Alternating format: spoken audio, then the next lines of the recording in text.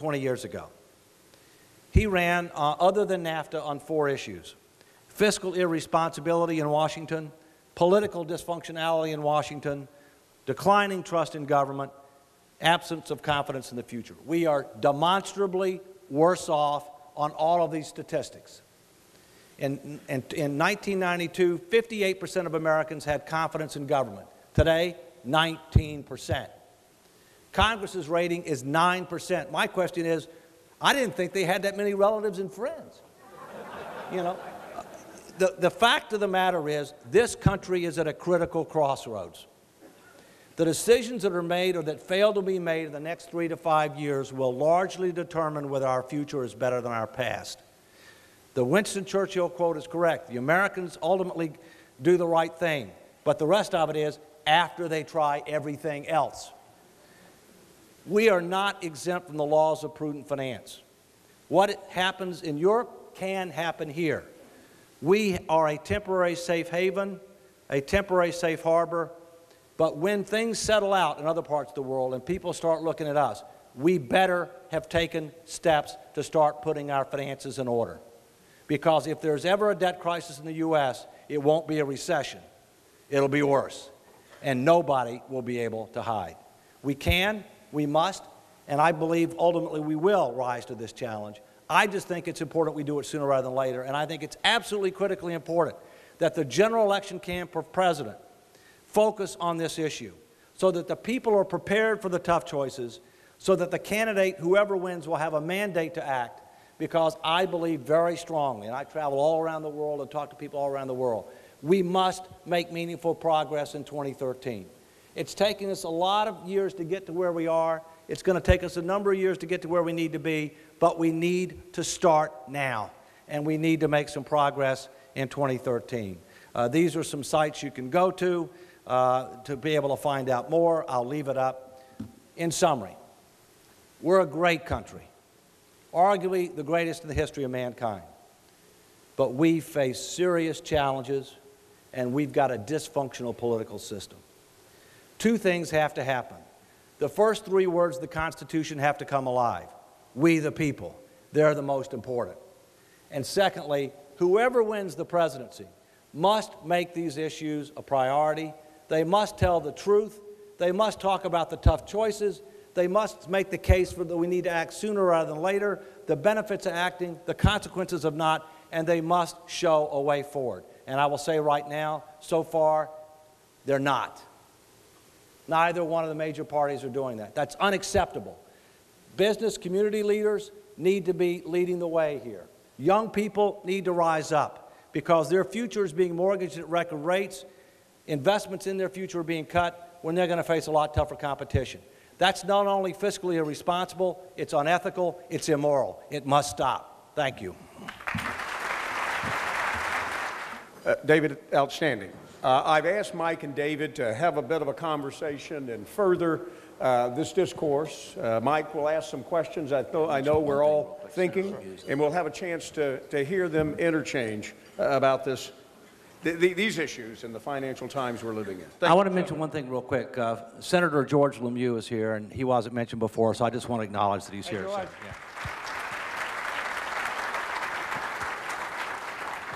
Well, David, that was very compelling and spoken like a true leader. Too bad you're not electable. I think you might be surprised. I think that people are ready for truth and tough choices. I really think that people are ahead of the politicians. I've been to 49 states, business community leaders, editorial boards, college campuses. The people are ahead of the politicians. I agree. So let's talk a little bit about the last 25 years. You know, if you look at the first George Bush, if you look at Bill Clinton, they set a certain example for fiscal responsibility and discipline, don't you think? Absolutely. This is not a partisan issue. George Herbert Walker Bush, 41, William Jefferson Clinton, Republican Democrat, did 3 things in common. They supported tough statutory budget controls that kept Congress from being able to make more promises when we had already overpromised, that constrained spending, including defense spending. Secondly, they broke campaign promises on taxes when they saw that they were not responsible promises. And thirdly, they didn't expand entitlement benefits, which is the most imprudent thing you can do. 3-0, batting 1,000. Unfortunately, George Walker Bush, 43, and Barack Obama are a strikeout. They've done exactly the opposite. Now, if we could talk about that key moment with W. We had the party of fiscal responsibility as a bedrock principle.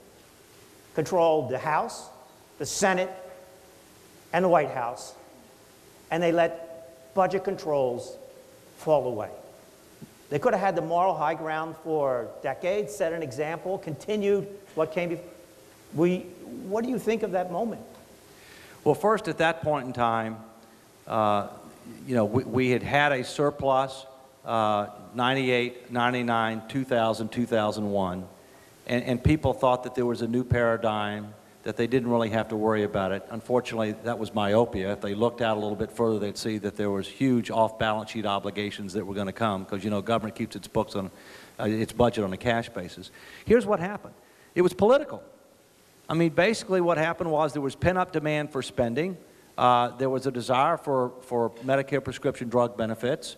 There was an enamorment with tax cuts. Three things happened in 2003, the first year that the controls expired. Number one, second round of tax cuts. We could afford the first. We couldn't afford the second. We were already back in deficit position. Deficit finance tax cuts. Secondly, we invaded a sovereign nation without declaring war and without paying for it. That was a violation of the Constitution, meaning the invasion without declaring war. Thirdly, Medicare prescription drugs was passed, added $8 trillion in new unfunded obligations when Medicare was already underfunded $19 trillion. There's no party of fiscal responsibility.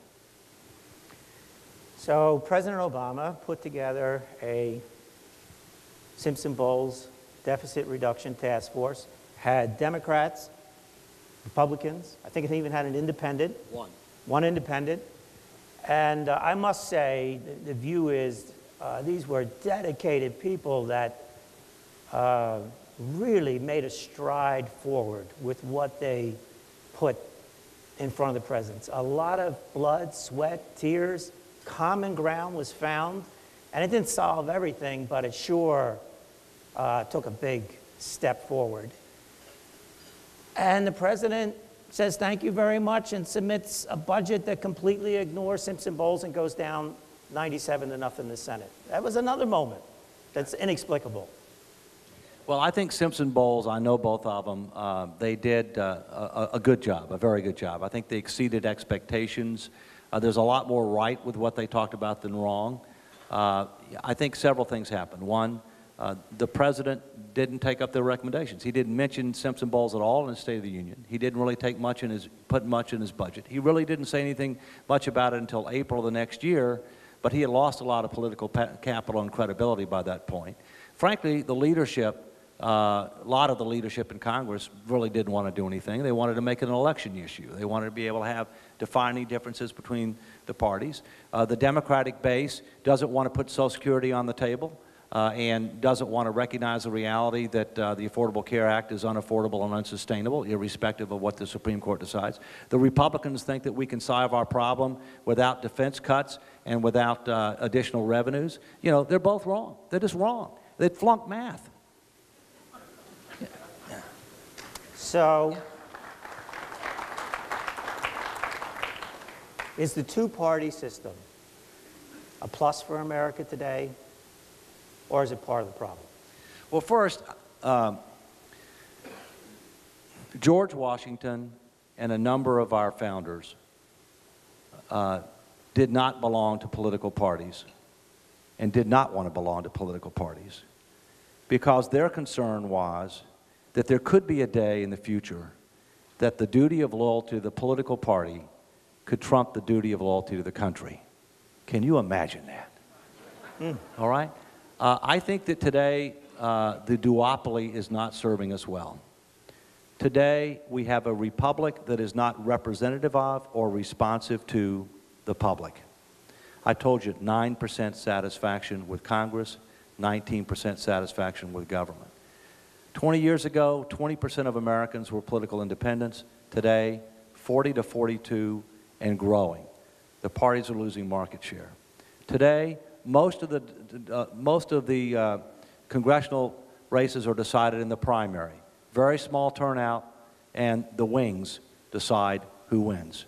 So as a result, you have not only hyper-partisanship, but you have a great ideological divide where there's not a sensible center. 60 to 70% of Americans are in the sensible center.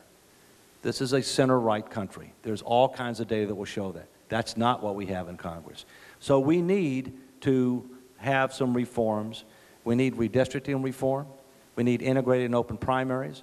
We need campaign finance reform. And we need 12 to 18-year term limits, among other things. Our founders never intended for elected officials at the federal level to be career politicians. They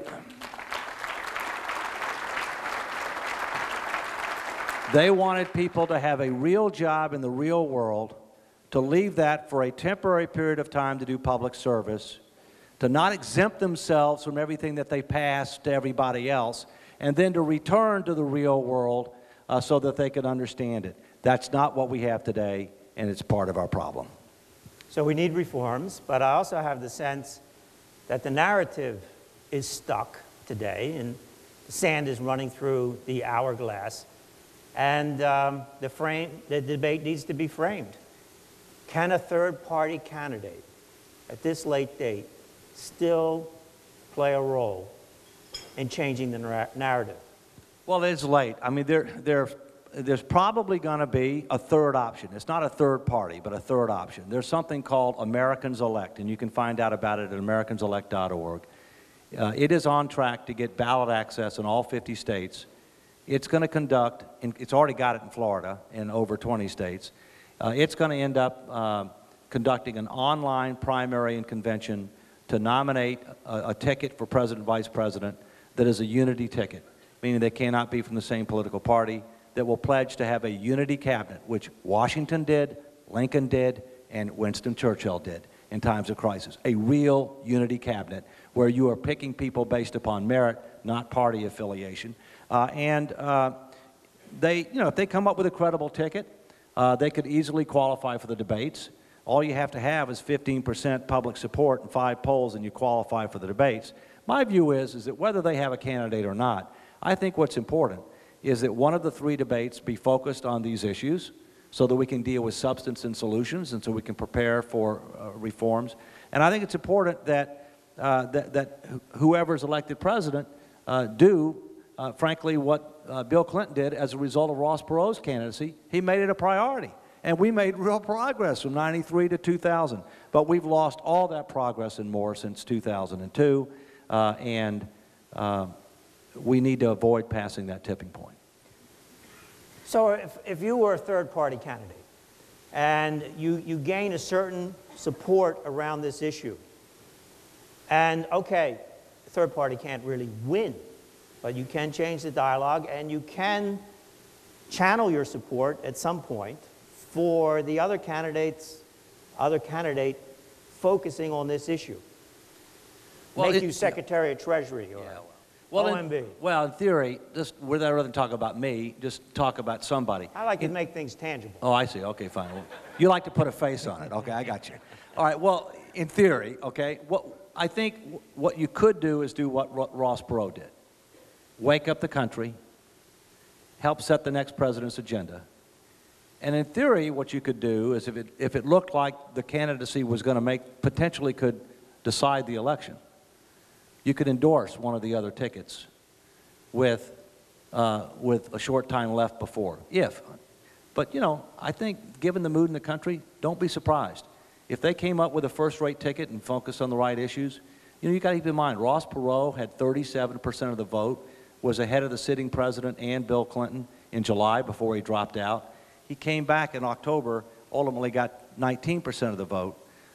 So my view is that there is a way to accomplish the objective without being a spoiler, because frankly, I sure wouldn't want it to be a spoiler. Sounds like, as far as an example of leadership, you're talking about like a Chris Christie in New Jersey, a very blue, progressive state with huge problems that he is tackling in a straightforward way. Is that what you're talking about? Yeah, as an example of of leadership. Truth, leadership, solutions. I think he's a good example of it. He has 59% approval in a very blue state, which is a record for a Republican. But I also think you have to keep in mind that when you wear a uniform, whether it be a red uniform because you're a Republican or a blue uniform because you're a Democrat, you'll have a certain percentage of people that don't like you, no matter who you are, okay? And, you know, it's us versus them. And we have to recognize that this is a red, white, and blue country. I'm the white part, independent. And that right now, independents are 40 to 42% and growing. And they're largely disenfranchised. I mean, take the Simpson Bowls, okay? You had one independent. I mean, people always talk about bipartisan. What we need is nonpartisan solutions that can get bipartisan support. And we have to quit disenfranchising independents. They decide elections. Ladies and gentlemen,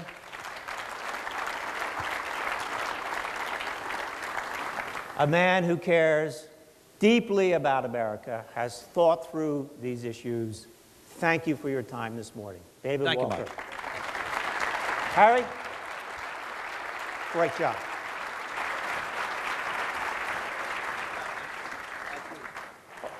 On behalf of the Board of Governors of the Broward Workshop, I thank you all for participating, and we look forward to doing this in years to come. Thank you so much.